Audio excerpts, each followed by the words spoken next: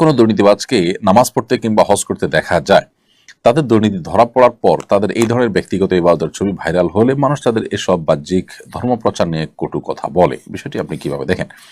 দেখুন, যারা দুর্নীতি করে এদের বেশিরভাগ মানুষই দেখবেন যে তারা নিজেদেরকে সেকুলার দাবি করেন, বিভিন্ন রাজনৈতিক দলের তারা কর্মী নিজেকে পরিচয় দেন।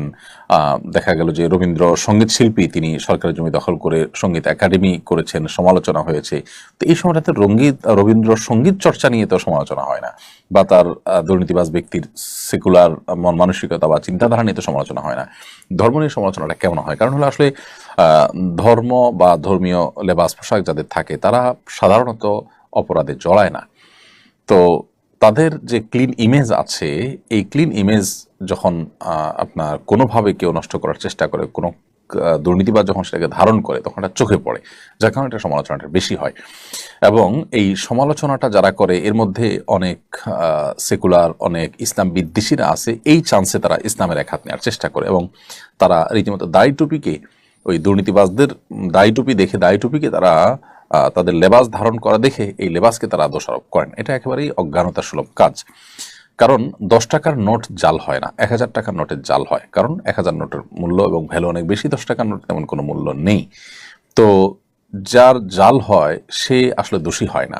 1000 টাকার নোটে কোনো দোষ থাকে না, বরং যে জাল করে দোষটা তারই হয়ে থাকে। বরং তার জাল করা দেখে 1000 টাকা নোটের মূল্য এবং মর্যাদা বোঝা যায়। ঠিক একইভাবে যে দুর্নীতিবাজ, সে যদি ধর্মীয় লেবাস ধারণ করে, তাহলে সে এই ধর্মীয় লেবাস ধারণ করে সে মূলত ধর্মীয় লেবাস, এটা যে অনেক মর্যাদার, এটা যে অনেক সম্মানের, এটা যে সততার প্রতীক, এটা সে বরং প্রমাণ করেছে। এবং এখানে দোষটা তার, লেবাসের এখানে কোনো দোষের বিষয় না, বরং এখান থেকে লেবাসের মর্যাদা আরও মাহাত্ম আরও বেশি ফুটে ওঠে। আমার মা এবং আমার স্ত্রীর মধ্যে, আপনার প্রশ্ন উত্তর দিয়েছি। এরপরের প্রশ্ন হলো, দেশে কোটা বিরোধী আন্দোলন চলছে, রাস্তা ব্লক করে আন্দোলন হচ্ছে, আবার পুলিশে হামলা করতেছে ছাত্রদের উপরে, সম্পর্কে ইসলাম কি বলে? আমরা কোটা বিষয়ের আগে গত লাইভের সম্ভবত একটা প্রশ্নের উত্তর দিয়েছি। আমরা বলেছি যে কোটার ব্যাপারে যদি একেবারে যৌক্তিক পর্যায়ে, যৌক্তিক পরিসরে কোটা থাকে, কোনো পঙ্গু, কোনো আপনার অসহায় পিছিয়ে থাকা মানুষকে আগায় আনার জন্য, অথবা বিশেষ কোনো অবদানের জন্য কোনো ব্যক্তির পুরস্কার স্বরূপ, তাহলে সেটা ইসলাম অ্যালাউ করে ওই পরিসরে।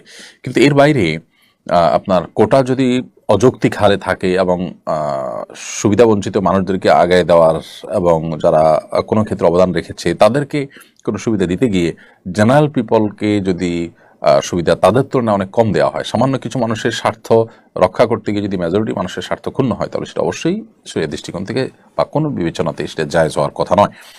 সো এই বিষয়টা নির্ভর করে যে আসলে রেশিওটা কি থাকছে, যৌক্তিক থাকছে নাকি অযৌক্তিক থাকতে, বাকি মূল বিষয়টা নিষিদ্ধ নয়, এটি মৌলিকভাবে কোনো অপরাধ নয়। মেয়েদের কোটা বিষয়ে আমরা বলেছি বিভিন্ন সময় যে মেয়েদের আল্লাহ রাব্বুল আলামিন সৃষ্টি করেছেন, তারা একটা সংসারের আভ্যন্তরীণ দিকগুলো দেখবেন। আল্লাহ তাআলা তাদের শারীরিক কাঠামোটা তৈরি করেছেন সেভাবে। আপনি দেখুন, নারীর শারীরিক কাঠামোটাই এরকম যে তিনি বাসা বাড়িতে তার অবস্থান করা, তার বাসা বাড়িতে কাজ করা তার জন্য অধিকতর উপযোগী, গর্ভধারণ করার ক্ষমতা, তার বক্ষে সন্তানের খাবার, এসব বিষয়গুলো প্রমাণ করে যে আসলে তিনি পুরুষের মতো বাহিরে কাজ করে বেড়াবেন না সাধারণ অবস্থাতে, কিন্তু মেয়েদের অঙ্গনে মেয়েদের সার্ভিস দেওয়ার মতো কাজগুলো, যে বিষয়গুলো আছে সেই বিষয়গুলোতে তিনি অবশ্যই কাজ করবেন। এবং এই জায়গাটাতে তিনি যখন কাজ করবেন তখন তার পর্দাপ্রসিত বিষয়গুলো যথাসম্ভব লক্ষ্য করা হবে। অতএব মেয়েরা বাইরে কাজ করা তাদের জন্য ইসলাম জায়েজ রেখেছে, কিন্তু তাদেরকে কোটা দিয়ে, বিভিন্ন কোটার মাধ্যমে তাদেরকে বাইরে বের করে আনা এবং পুরুষদের তুলনায় তাদেরকে অগ্রাধিকার দেওয়া, এগুলোর কারণে সমাজে অস্থিরতা তৈরি হয়। পশ্চিমারা আমাদেরকে, যারা যখন ক্ষমতা আসেন আমাদের সরকাররা, তারা এই সমস্ত আপনার কাজের বিনিময়ে লোন টোন দিয়ে, একরকম লোন টোন ইত্যাদির মধ্যে শর্ত দিয়ে তারা নারীর ক্ষমতায়নের নাম দিয়ে মেয়েদের অযৌক্তিক হারে কোটা দিয়ে পুরুষদের কাজের পথগুলোকে তারা বন্ধ করে দিচ্ছেন। আমাদের মা বোনরা আমাদেরই আপনার পরিবারের অংশ, তারা আমাদের আপন, আমরা তাদের মধ্যে কোনো ডিভাইডেশন করতে চাই না। কিন্তু কুচক্রী মহল তারা মূলত এই কাজের মাধ্যমে আমাদের সমাজে যে সংকটটা তৈরি করছে সেটা হয়তো অনেকে আমরা ধরতে পারছি না। শত শত হাজারো যুবক বেকার থাকছে, আবার বহু মহিলারা কাজ করছেন, যেখানে মহিলাদের কাজ না করলেও চলে। অথবা পুরুষরা তার চাইতে ভালো কাজ করতে পারবে না, সেখানে দেখা যাচ্ছে মেয়েদেরকে সেখানে কাজ করতে দেওয়া হচ্ছে।